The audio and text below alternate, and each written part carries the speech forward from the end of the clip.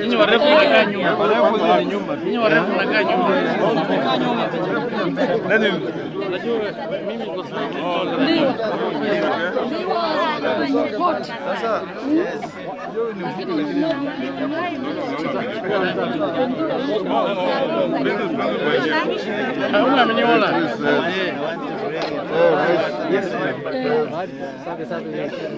Senator Maganda. Yes. Hey, brother. Yes. King.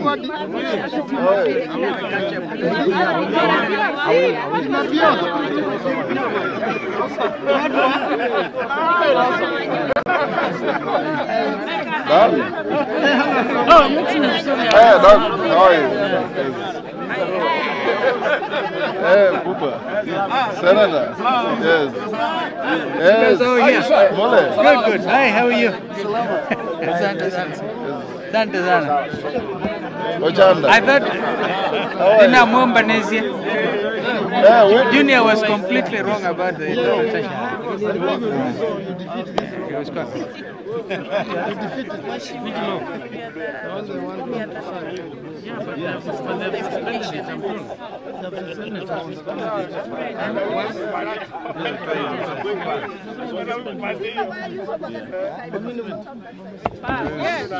Our chief is chief.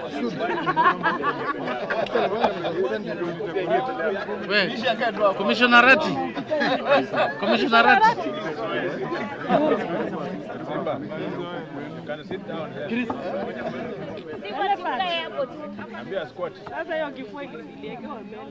Hi, sister. I hope you can post.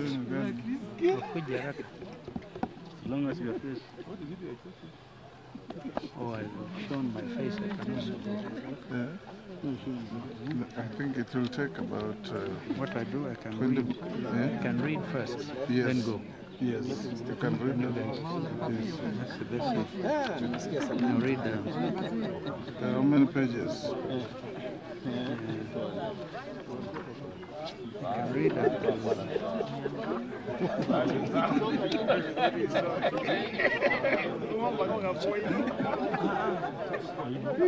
It should just be the two of you to read. No. Watch it. So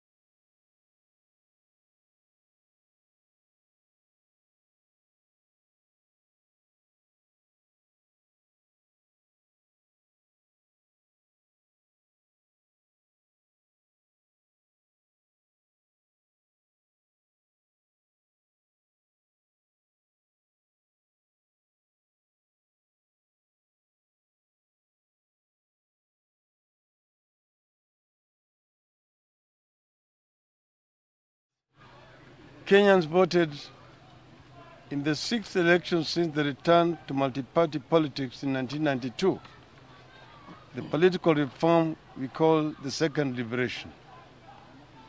As is customary, voting went very smoothly. But when it came to tallying and transmission of results, everything that could go wrong did go wrong. It became the first presidential election in Africa to be annulled by the court, and only the 4th in the entire world. In the aftermath, the annulment has plunged the country into uncharted waters. That was to be expected. What we could not have expected is that the country's leadership would be divided by a fundamental tenet of democracy, namely free and fair elections. We at NASA have insisted that the fresh election ordered be held to the standard ordered by the Supreme Court, that is, in strict conformity with the Constitution and written law. You have provided a checklist of what we deem to be the reducible minimum changes required to ensure compliance. The validity of the checklist of the requirements for free and fair elections proposed by NASA has not been disputed by anyone, not by the IEBC, not by Jubilee, or other actors and observers. The EU Observer Mission recommendations are in conformity with our irreducible minimum. Remember the 18-point statement issued by the EU mission here. Instead, the case for proceeding with the fresh election on 26th of October, without these changes being made on the grounds of time constraints, is unacceptable. Jubilee and the other proponents of an election without reforms are saying, Bora uchaguzi, that is, any election will do. But we in NASA are calling for uchaguzi bora, a credible election. In a constitutional democracy, we should not be debating about a free and fair election or compliance with court orders, or accountability for breach of public trust. We should have been working together to ensure that we uphold these values, as they are not only our national values, but are also the foundations of a credible electoral system. Instead, the IEBC has stonewalled meaningful deliberations on the necessary reforms to ensure that the elections of 26th of October are free and fair. It has wasted valuable time engaging in public relations exercises intended to create the illusion of motion without any movement.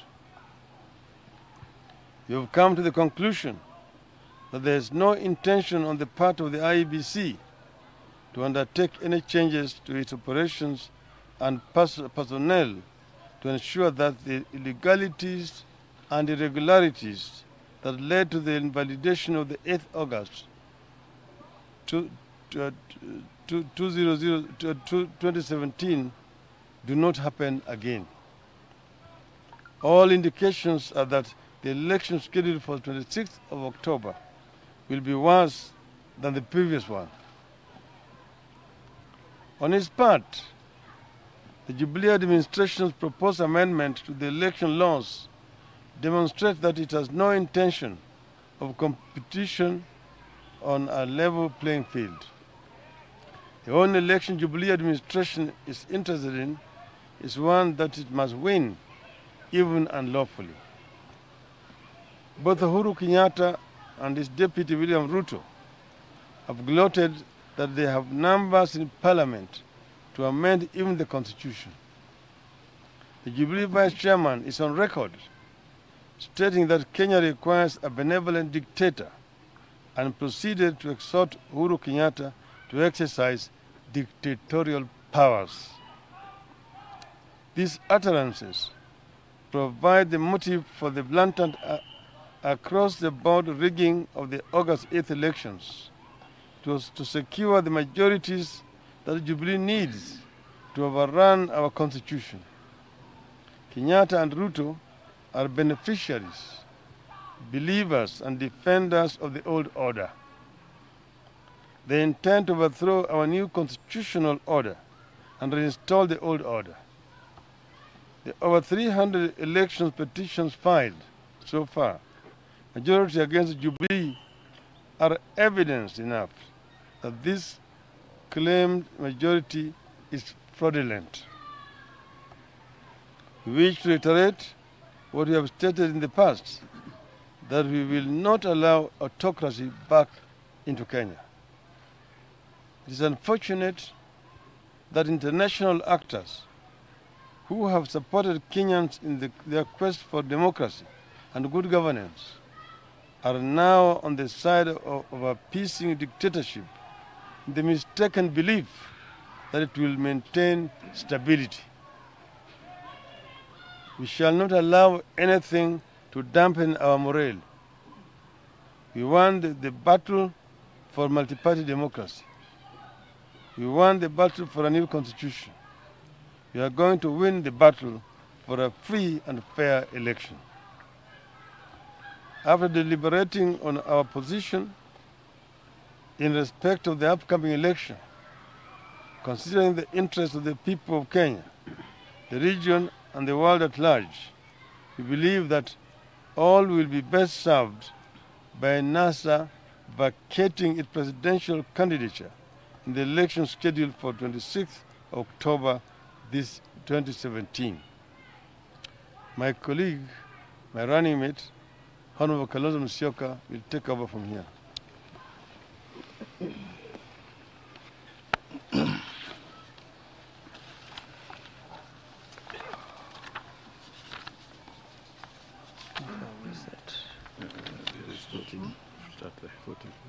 Yeah, start with 14. Based on the decision. Okay. We have based our decision on the foregoing and the following constitutional and legal basis. Under the heading Supreme Court Decision in the Election Petition Number 1 of 2017, Raila Odinga versus IBC and others, in a his decision to nullify the presidential election held on August 8, 2017, the Supreme Court made the following findings of illegalities and irregularities, based on which the National Super Alliance Coalition proposed a 12-point irreducible minimum required to make the fresh election fully compliant with the Supreme Court decision.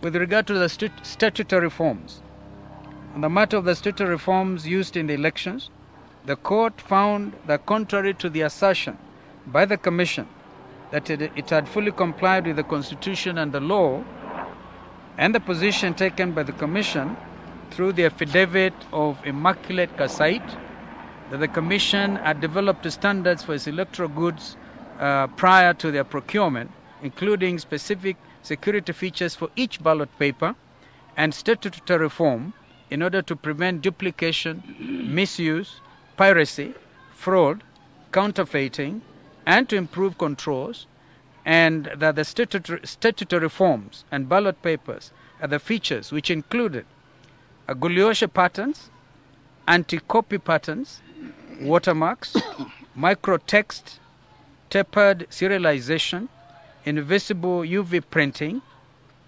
polling station data personalization, self-carbonating element and barcodes, different color for each ballot paper, and that the forms were in a standard form or format. The scrutiny supervised by the Registrar of Supreme Court and authenticated by the agents of all the parties to the case had reviewed the following. A, the Commission declared Uhuru Muigai Kenyatta the President-elect before it received the results from 11,883 polling stations and from 17 constituencies. B. Form 34C, used to declare Uhuru Kenyatta president-elect, was not original, but a photocopy, and that no explanation was given as to the whereabouts of the original form, and that the form, as crucial as it is, bore neither watermark nor a serial number. C. Forms 34B, used to declare Uhuru Kenyatta president-elect, were of dubious authenticity, and that some of the forms were photocopies, carbon copies, or were not signed by the returning officers. Out of the 291 forms 34B, 56 did not have watermark features, 31 did not bear serial numbers, 5 were not signed at all, were not in a standard form or format, among other discrepancies. D. Out of a random sample of 4,299 forms 34As examined, a total of 189 forms are not been filled in the handover quote section. 287 forms are not been filled in the takeover section. 481 forms were carbon copies. 11 forms had no watermark, and that considering the sample size, it is apparent that the discrepancies were widespread. E. The forms were not in a standard form or format. The Supreme Court ended its examination of this part of the judgment by raising the following question, and I quote from their own ruling: who introduced these forms into the system? End of quote. On application and technology, I think that's it. I think my brother will take from there. Okay. Moses, you deal with application and technology.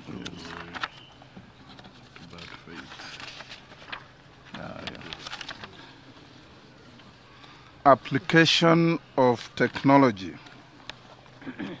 On the matter of application of technology, the Supreme Court found and held that A. The Commission failed to electronically transmit the statutory forms 34As and 34Bs as required by Section 39(1)(c) of the Elections Act. The Court accepted the petitioner's claims that the Commission's IT system was infiltrated and compromised, and the data therein interfered with, or IEBC officials themselves interfered with the data, or simply refused to accept that it had bungled the whole transmission system and were unable to verify the data. This being the only logical reason, the interlocutory orders for audit and access thereto were frustrated by the Commission. C. While among the 11,000 polling stations the Commission claimed were off the 3G and 4G ranges were in Bomet, Bungoma, Busia, Homa Bay, Kajiado, Kericho, Kiambu, Kisumu, Kisii, Kirinyaga, Nyeri, Siaya, and Vihiga counties. Most parts of these counties have fairly good road network and infrastructure that it would take a short time for the presiding officers to travel to vantage points from where they would electronically transmit the results. D. The Commission had known the areas where network is weak or totally lacking beforehand and should have made provision for alternative transmission. In one of its press briefings before the elections, the Commission had assured the country that it had carefully considered every conceivable eventuality regarding the issue of electronic transmission of the presidential election results and categorically stated that the technology was not going to fail. The Commission had engaged 3 internet service providers to deal with any network challenges. E. The Commission had conscientiously disobeyed the order of scrutiny, which was a golden opportunity for the Commission to place before court evidence to debunk the petitioner's claims of hacking. By denying access to 2 critical areas of their servers, its logs which would have proved or disproved the petitioner's claim of hacking into the system and altering the presidential election results, and its servers with forms 34As and 34Bs electronically transmitted from polling stations and constituent tallying centers. F. If the Commission had nothing to hide, even before the order was made, it would have itself readily provided access to its ICT logs and servers to disprove the petitioner's claims. And you may recall the IEBC lawyer, Paul Mwite, had readily agreed to our request until Uhuru's lawyers objected. These blatant illegalities and irregularities were not without motive. It's inconceivable that election body would falsify 80 out of 290 constituency tallies, that is 27.5%, for the sake of it. The meaning of the Supreme Court decision is that the so-called numbers claimed by Uhuru Kenyatta are fraudulent. The election was not shambolic, it was rigged for Uhuru Kenyatta. Uhuru Kenyatta lost the election. It stands to reason that we won it. The IEBC has refused, neglected, or failed to put in place mechanisms to correct these illegalities and irregularities. We deem that the fresh election ordered by the Supreme Court cannot therefore be held, allowing the candidature of Raila Amolo Odinga and Stephen Kalonzo Musyoka to lend credence to the election now scheduled is to participate in an illegality. Now, Musalia. Thank you. I take up on the position of bad faith on the IEBC. For over 5 weeks, the Commission has engaged us in a ping-pong game, well knowing that they had no intention to streamline the electoral system to accord with the Constitution and electoral laws. 2, it is now clear that the same criminal enterprise that perpetuated the fraud in the August election is firmly in charge of the Commission and setting up even more lethal mechanisms to defraud the Kenyan voter. The conservative wing of the IEBC have now firmly crystallized their stronghold of the operations of the Commission, with every decision of the chairman being countermanded and with the proposed amendments to the electoral laws to dilute the powers, authority, and standing of the chairperson of the Commission as the returning officer of the presidential elections. 4, this is coupled with the retention of the same service providers that were complicit in the worst electoral fraud ever witnessed in modern times, including Saffron, OT Mofo, and Al Ghurair, etc. 5, the Commission CEO, who was the coup plotter in chief, and his litany of senior secretariat staff continue to dominate the operations of the Commission and stifle any attempt to initiate reforms at the Commission.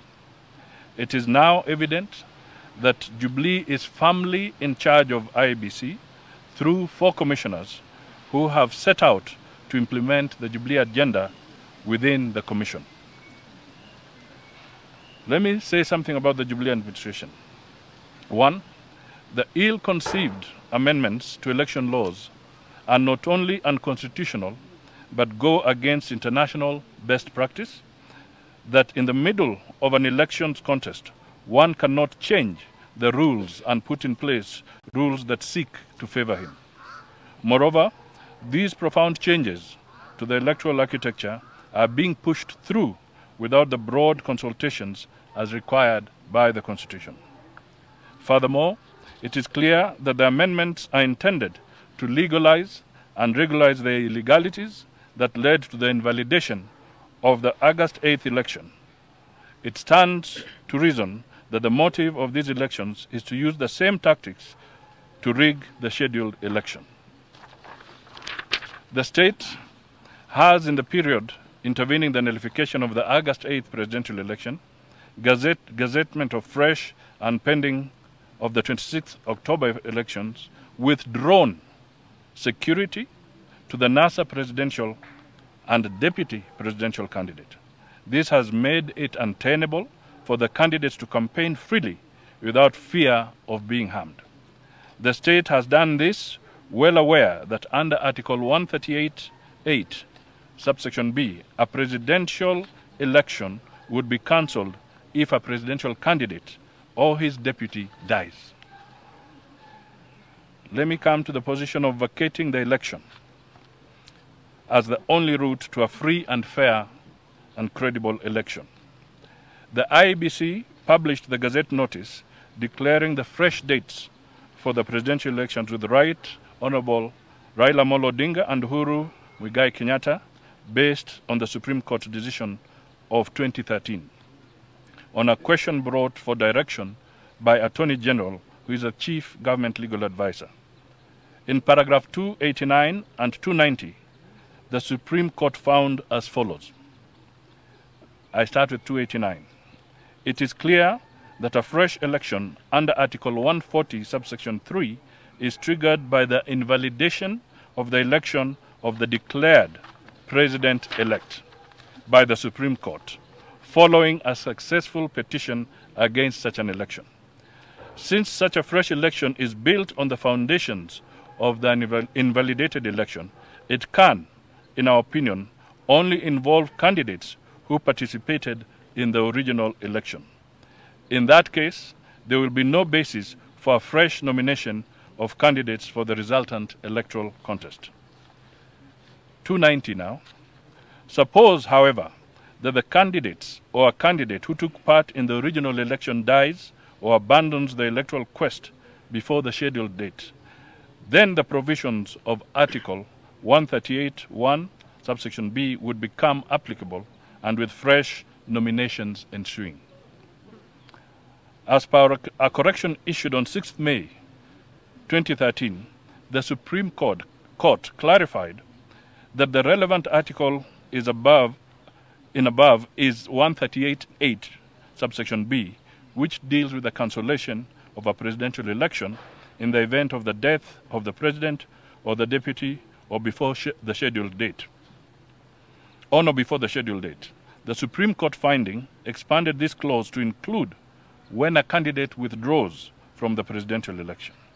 The implication of this provision is that upon our candidate's withdrawal, the election scheduled for the 26th October stands cancelled. Our withdrawal from the election requires the IEBC to cancel the election and conduct fresh nominations.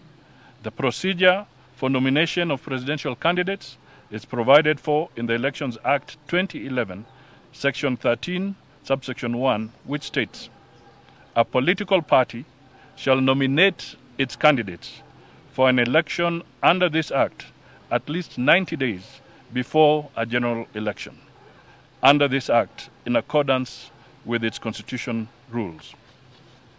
It is clear that this provision gives adequate time to undertake the reforms necessary to conduct an election that is in strict conformity with the Constitution, the relevant laws, and the Constitution. This being the case, it is our conviction that the withdrawal of our candidates is in the best interest of the country and a win-win for everyone. I now pass back to the Right Honourable. This is just to show you that we have formally written a letter to the chairman of the Independent Election and Boundaries Commission, Mr. Fuller Chebukati. The letter reads, Dear Sir, withdrawal of candidature in the fresh presidential election. The above matter refers, following the nullification of the presidential election held on the 8th August 2017 and the subsequent gazettement by the Commission of the undersigned as presidential candidate and running mate for a fresh election that you have scheduled for 26th October 2017, we hereby withdraw our candidature with immediate effect. Yours faithfully, signed Honorable Raila Amolo Odinga, Honorable Stephen Kalonzo Musyoka.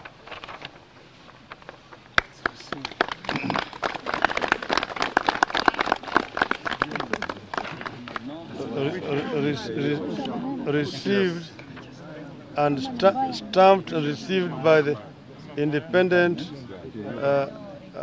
Electoral and Boundaries Commission on the 10th of October. Thank you. So Dennis will distribute the statement. Yes. The PG and the people of Kenya is meeting at Uhuru Park tomorrow at 9 o'clock in the morning. Yeah. Announce it.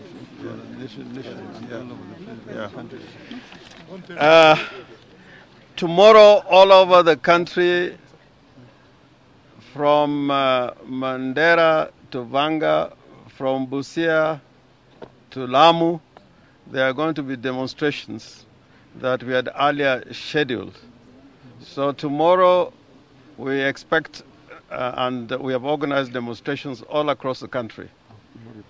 And the basis of those demonstrations is under the call, no reform, no elections. No reform, no elections. And tomorrow, before we begin our demonstrations, we are going to have a gathering, a huge gathering, a public meeting at Uhuru Park.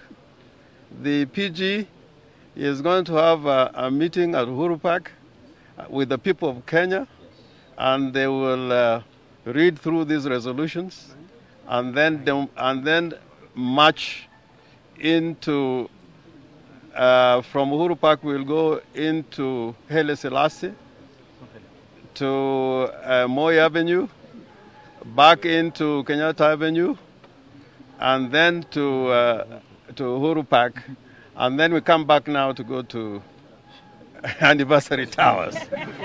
No reform, no elections. No reform, no elections. Meet you there tomorrow. Noma ni noma. Ni noma. Na Mungu ni yule yule.